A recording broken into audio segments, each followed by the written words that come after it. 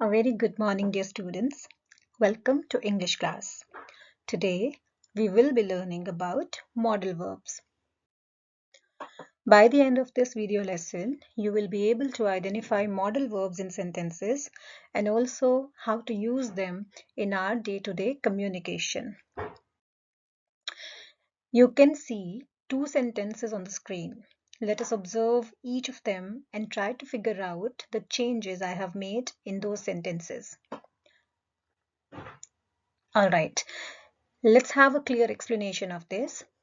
Sentence number 1 says, you respect your elders. Sentence number 2 says, you should respect your elders. Do you see any difference in these two? Yes. In sentence number 2, you can see a new and small word exactly before the main verb. This is called as modal verb. When we use modal verbs, it changes the whole meaning and context of the sentence. How? Let me explain. So when I say you respect your elders, it means I'm telling about something that you generally do, stating a fact. But when I say you should respect your elders, in this case, I am speaking about a piece of advice. I'm giving you a piece of advice that is expected from you. You see how adding a small word, modal verb, can change the entire meaning of the sentence. This is how powerful modal verbs are, and this is why it is important to learn modal verbs. Let's move on to the next one. What is a modal verb? Modal verb is a special kind of auxiliary verb. It is a kind of helping verb that helps the main verb, and it is used to express the mood of the speaker. Okay, so sometimes the speaker may need to speak about possibilities. The speaker may need to speak about the abilities. Sometimes the speaker wishes to speak about the wishes and desires.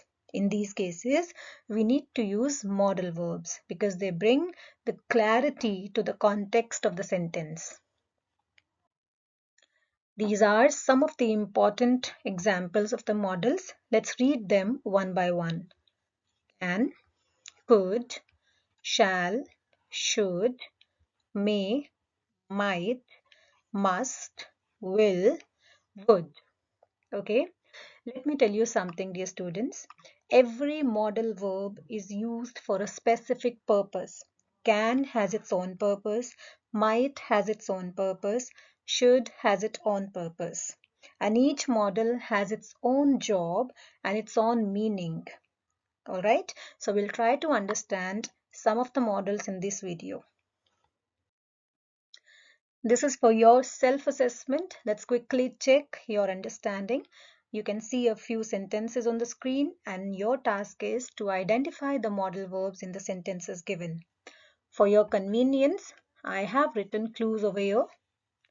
So try to find out a word that shows ability, permission, duty, and advice.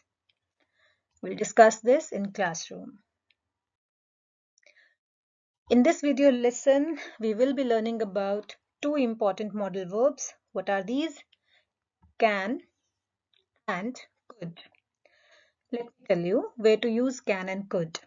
Whenever we want to speak about the ability of the speaker, we can use can and could. Okay, but there is a major difference between using the two of the modal verbs. How? Let's speak about can first.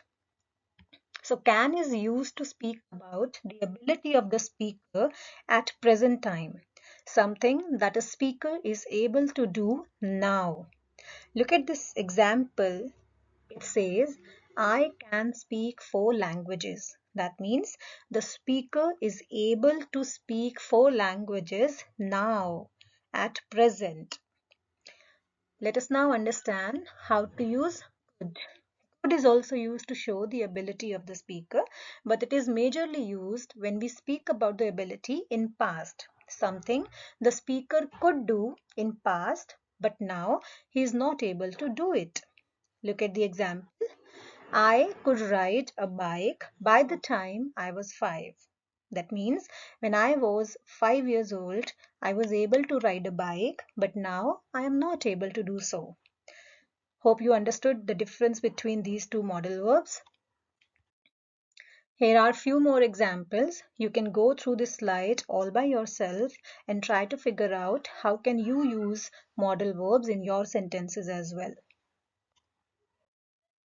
It's time to check your understanding once again, since we have learned only and only 2 modal verbs in this lecture. So you are supposed to complete the sentences by choosing the suitable one. And it is the time to practice modal verbs in your own sentences. You need to write 5 things you can do now and also 5 things that you could do when you were younger. Make sure you are writing complete sentences and also try to place modal verbs after the subjects and before the main verb. Hope you understood the concept. Thank you very much. Have a wonderful day.